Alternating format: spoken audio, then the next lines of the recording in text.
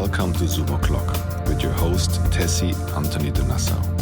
This podcast brings you enlightening discussions with leading experts and public figures directly to your ears.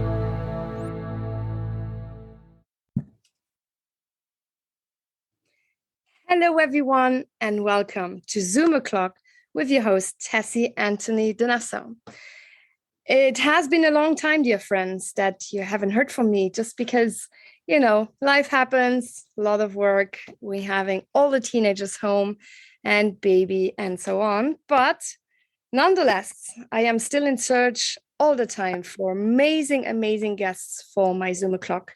And we will be starting the new season now. I have a fantastic speaker for you today, Stephanie de Sarachaga-Bilbao. Is that right, Stephanie? Yes, perfect. So, Stephanie, welcome. It's so nice to have you here. I'm so excited to speak to you and to have this wonderful opportunity together. Well, it is really, the pleasure is all mine. I know you're really busy. Let me introduce you briefly. And normally I don't read bios, but I think your bio will help to put more context to the whole complexity of your being and what you are trying to do, which I think is just incredible. You're also a woman that it's the first time you're actually coming out in the public the way you do now for specific reasons that we will be discussing. And hence, this is kind of like a coming out for you in Europe and for all of our listeners around the world to get to know you, Stephanie. So Stephanie de Sarachaga-Bilbao grew up in Charlotte in the US. Her current endeavor is running for mayor of Charlotte to improve the lives of all people living there, the Charlotteans. Did I say that right? Perfect. Yes. She is the granddaughter of Prince Alfredo de Sarachaga-Bilbao and heir of Prince Alexis de Sarachaga-Bilbao.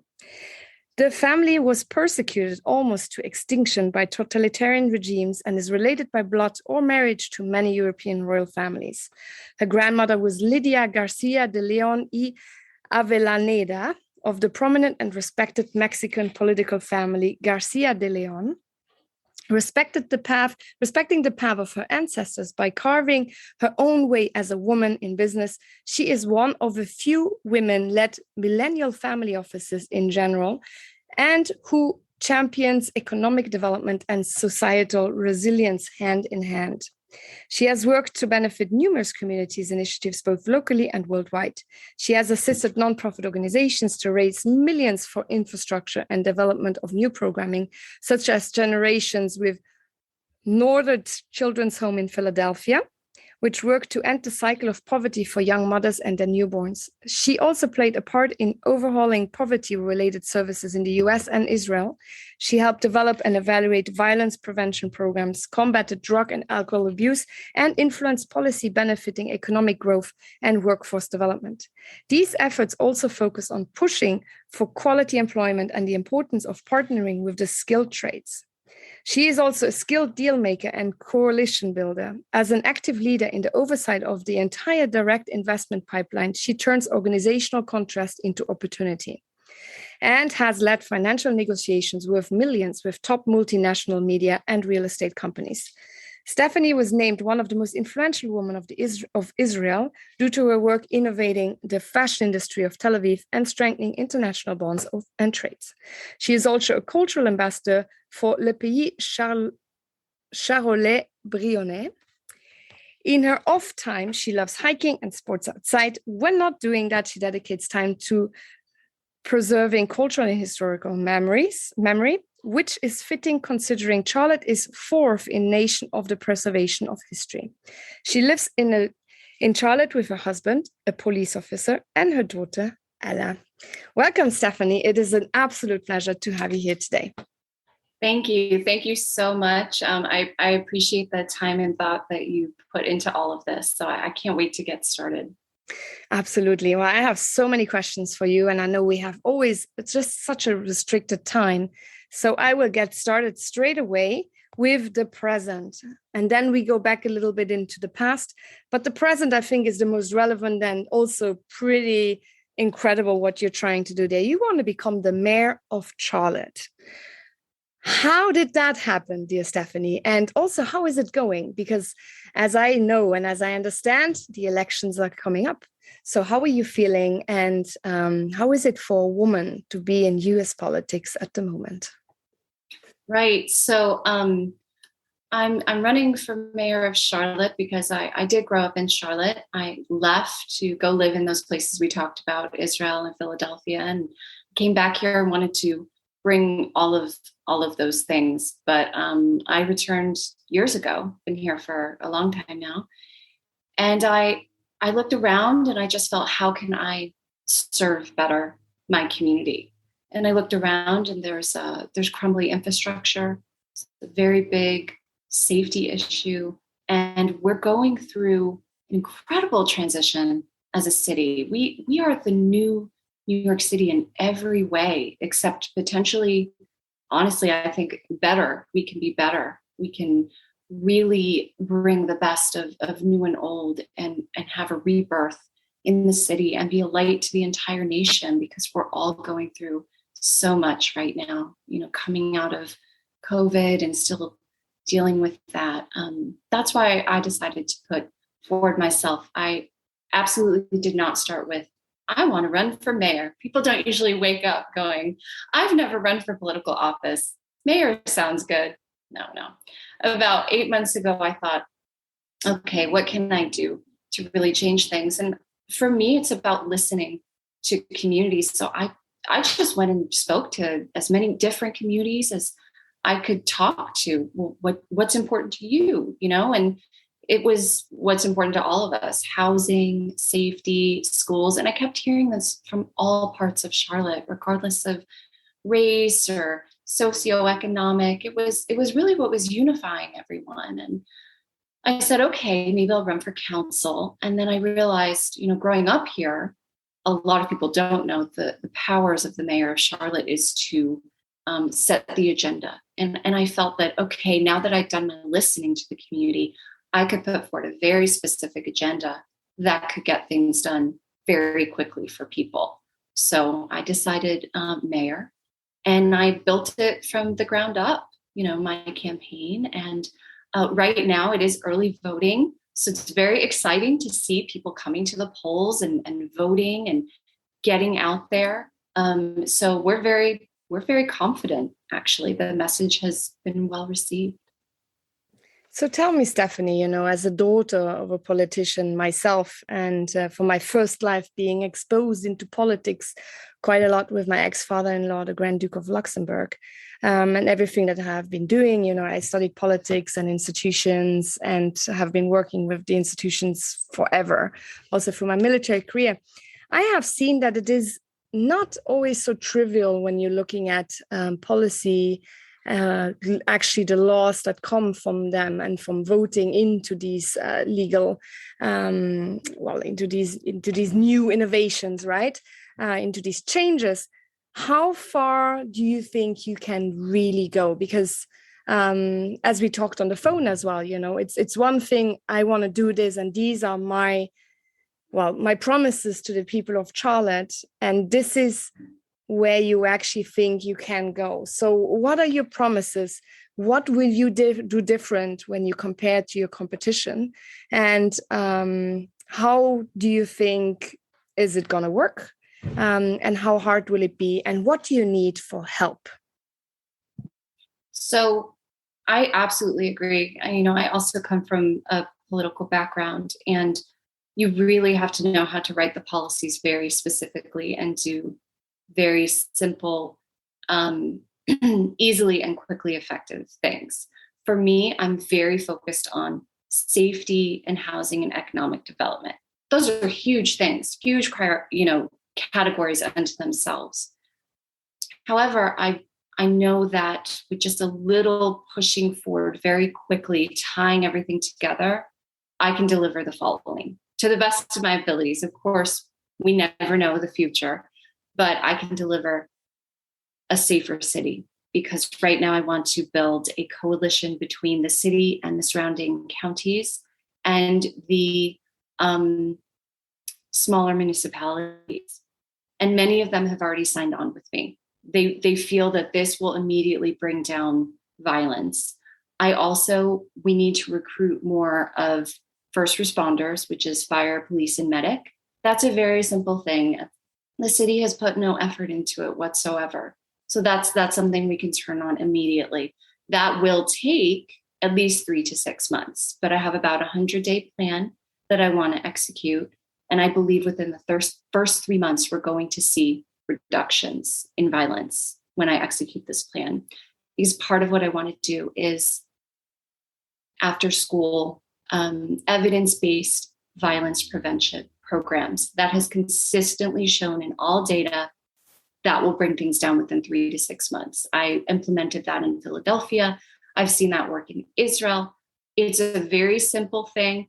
It doesn't sound as flashy as most sort of policies, but is incredibly effective to bring down violence. So that's number one, is bring down violence. Transportation, we don't have a working transportation system right now, unfortunately. The infrastructure simply isn't there. And for me, and you probably know this concept, shared smaller bus routes that can go deeper into neighborhoods that are not necessarily a huge infrastructure spend. They don't have this right now in Charlotte. And that's completely life-changing for people, to be able to get to work on time, because right now the current infrastructure simply doesn't work for people. So that's something I would implement immediately. That's within 3 to 6 months. So for me, it's very much, what can I implement within 3 to 6 months? Because I agree with you.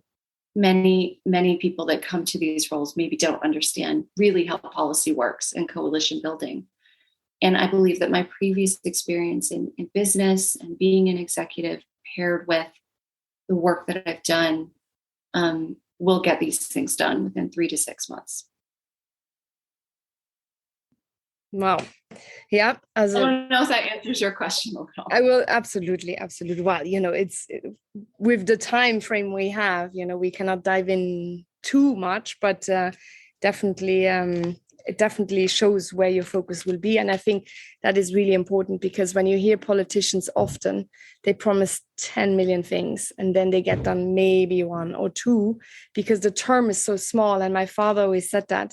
He said, you have such a limited time and you really need to focus on, who does what. And as you say, a coalition, a cooperation between different parties and people and institutions and businesses and just a whole ecosystem to get everyone's buy-in is really key. Because if everyone takes a chunk of the responsibility, like kind of like a piece of a puzzle, then you can create a picture together of an optimized and more secure Charlotte, as you're saying. So I think that is definitely a good way forward. And I will follow you and see how it's going over the time. With the question then, how is it to be a woman in politics in the US or in Charlotte as well? Because as of our phone conversation as well that we had prior to this recording, you said there's a lot of killing and shootings and all of other kinds of violences. And also for, as you say, with the schools and everything. So it has already penetrated the system with the young people.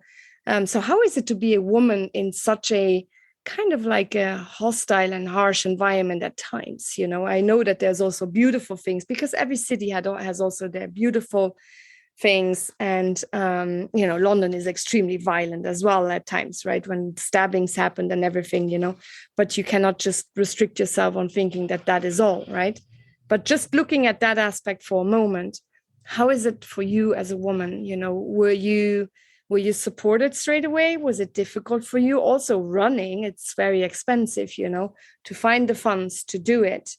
Did you have a lot of support by other male friends, colleagues, also strangers, And have you experienced violence or intimidation because you're running as mayor already?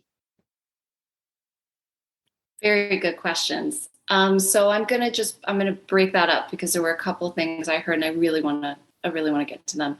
Okay, so it is not safe, unfortunately, in the city right now, and specifically as a woman, I speak to many people that are fearful, which is one of the main reasons why I was like, okay, I need to run. I did go through a lot of things. I went through air raid sirens in Israel. I have been through things personally myself when I was younger, because I was born to a political family where when I was 9 years old in Mexico, my family was taken hostage for a day due to our positions in government. So for me, this is the least scary thing that I can do, because I feel like at those times I felt helpless. When the bombs are raining down on you, you can't do anything, right? Or when you're in a situation like being taken hostage, you can't do anything, especially as a child. But for me, I'm like, this is what I can do. I can come out and say, yes, things are not safe right now, but we need to, as a community, say together in one voice, we're not going to stand for this. We're not going to take this. And that's how I've approached it with that.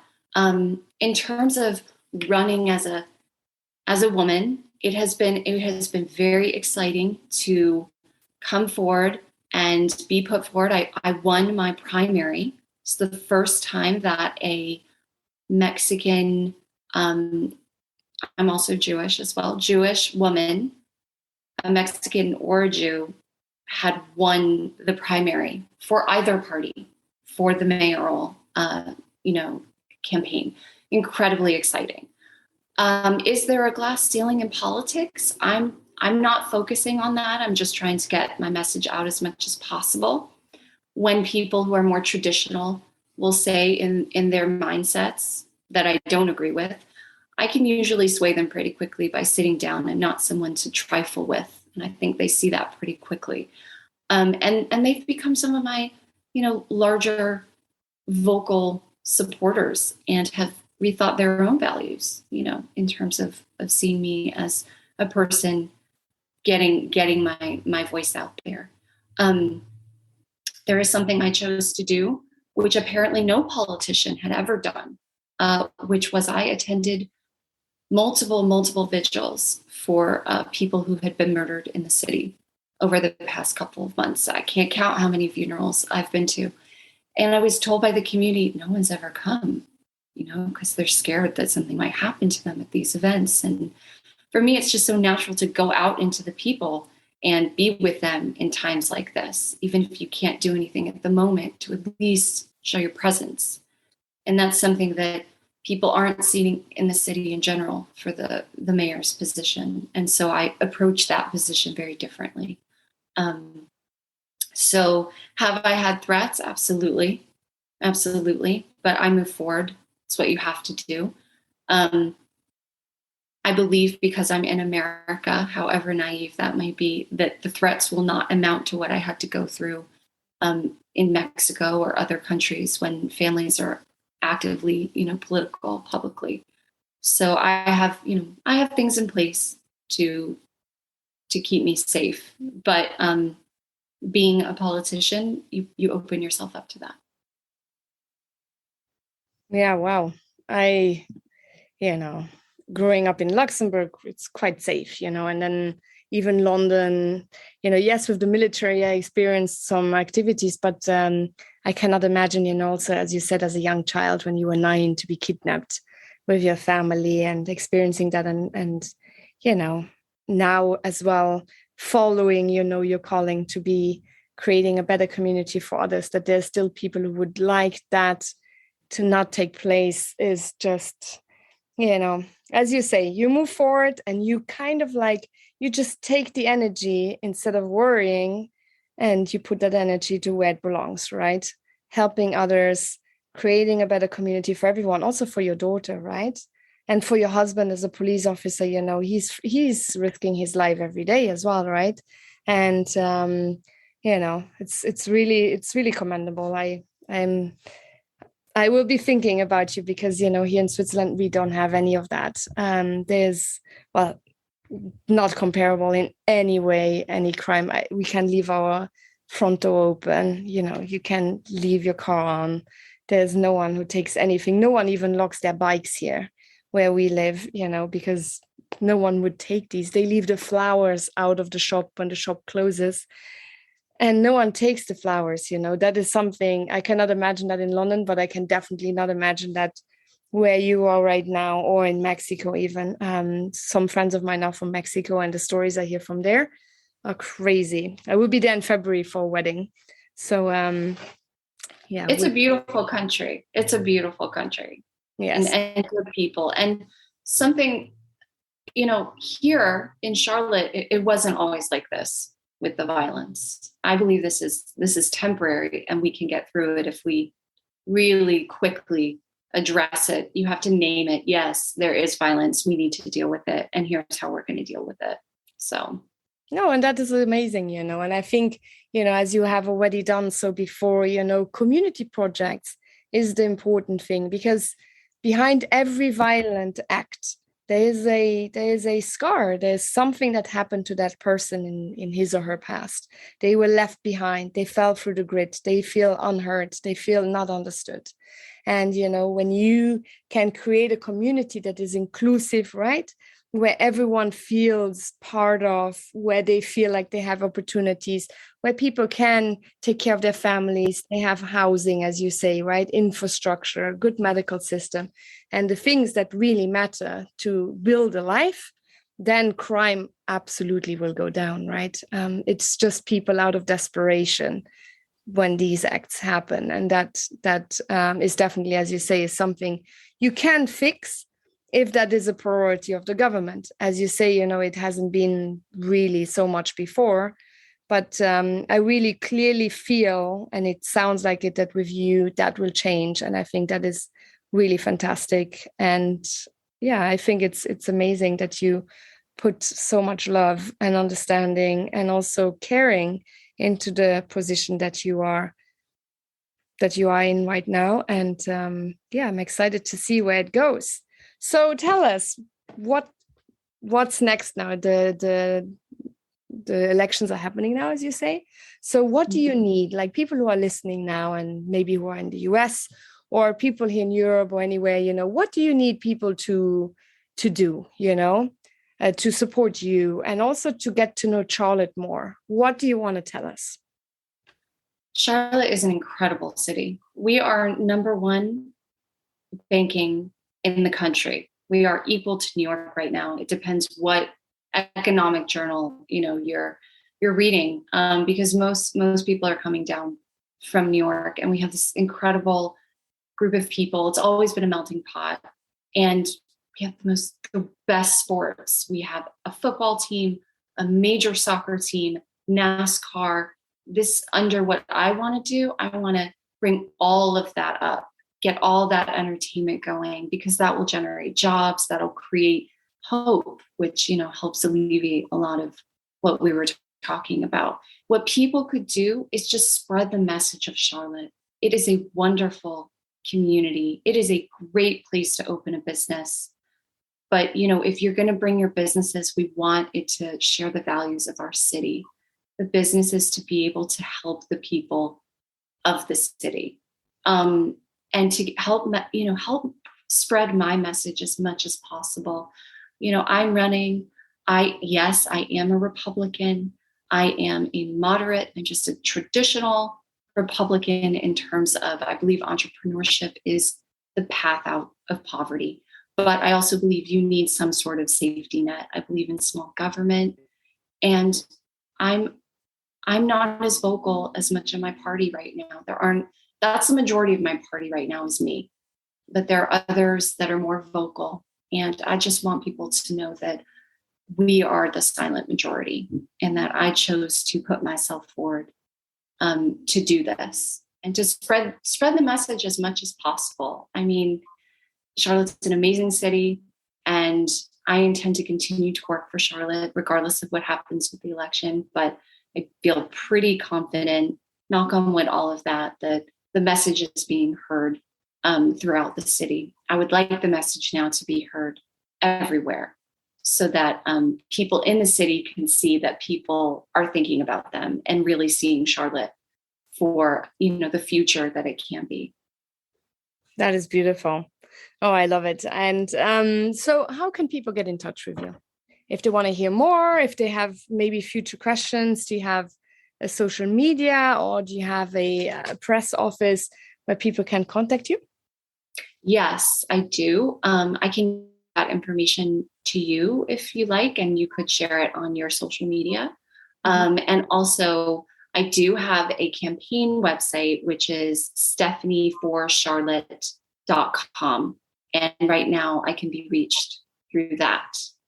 Just because we are 2 weeks away from the election. So everything else is, even social media, it's not always as responsive, but www.stephanieforcharlotte.com. It's a great way. And I will reach out within 48 hours, whoever contacts me through the contact form there. Calls the number. There's a number there. Oh, okay. Well, that's even better. No, that's fantastic. Definitely people have heard how to reach you, because I'm sure that people will have questions, maybe even, after the elections. Of course, you will have no time now, but maybe after the elections, there's all of these young girls around the world. And, I certainly wanted to be a politician. I always wanted to be a diplomat for Luxembourg before I got married into the royal family. And then after, it was a bit tricky to become a diplomat professionally. But, I'm sure there's a lot of other young girls that are like we were, right? Become politician, become a diplomat, get involved into your local communities and, spread, create and build the community in a more active way as a politician, and become a spokesperson for your community and your country. So I think that there will definitely be schools as well getting in touch with you to inspire young girls and future leaders, because I think it's fantastic what you're doing. It's not easy. It's definitely not easy as well where you are, also in the US, with the political system right now. And also, as you said before, with the pandemic, and we're coming out of that, and all of the economic backlashes it had on all of us, and certainly the minority communities and everything. So I think you're doing an amazing job. And yeah, I wish you all the best. Before I let you go, there's one question that I ask all of my podcast guests, which is, what has inspired you? Is a book, a podcast, a show, can be recent, can be something really, really forming in your years when you grew up. What is something you would say people should read, watch, or listen that you can share with us? Wow. Read, watch, or listen. There's so much out there. For me, I feel that I'm a very passionate history person. I think that's because of things that my family went through, and I feel that history is just so integral to understand where we are now. So I advise people to just pick up any biography of anyone that they feel drawn to. I mean, I've read many different biographies, from, Malcolm X to Queen Elizabeth to, anything in between. I feel that biographies inspire me incredibly. My daughter has had me watching Harry Potter a lot recently, which I, saw when it first came out, but hadn't really revisited. And I think that they're incredible things that J.K. Rowling was trying to explain, and via her reflections of history in the early 1930s, she put all of that into the series, if you look at it. And it's a huge commentary, social commentary on the social services system. Harry Potter was an orphan, and he was not seen by the system. That's kind of what enabled what happened to him at home to happen to him. So that, and also just I like French films. So Amélie, anything that's very rich sensory-wise, and cooking, things like that. That sounds amazing. Yeah, biographies. I've never thought about it like that. it's definitely, to learn from other people's experience, from real people, right? I definitely, and get a glimpse from what they have done and how you can implement that into your own lives and be inspired by. Definitely makes sense. I will check out which biography I would read, because I have never read a biography, I must say. I love history, but I read a lot of books on, women empowerment and, women economic growth and so women's sexual health. So that's more my reading list. But yeah, I might look into some bios now that you mentioned it, and see who could inspire me there, because I'm sure there's millions of that out there as well, from the past and the present. So, well, I want to say thank you to you for your time. I know you're really busy, so I let you go now. And thank you for the last minute time slot. All the best for the next 2 weeks, and keep us posted, definitely. And share some pictures as well if you want, so that if people ask me about it, I can always share them as well. So thank you, Stephanie. For everyone else listening, please subscribe, like, rate, and comment. Only like that we will reach other people from all over the world. We have been top 5 in several categories in several countries around the world, even top 3 in some. Now there has been a little break, so I need to build that up again. So the more you like, share, comment, and rate, the faster this will go. But I'm sure with guests such as Stephanie, who inspire us to be better and look at the world in a different way and question what is out there to make it better, a better community for everyone, we will succeed. So thank you so much, Stephanie. And yeah, take care. We keep in touch offline. Thank you. Thank you for listening to this Zoom O'Clock. We hope this discussion was insightful and has provoked some new ideas for you. Please share and subscribe. If you like to keep in touch with your host, you can find her on Instagram under Tessy_from_Luxembourg and on Twitter under Tessy_DE.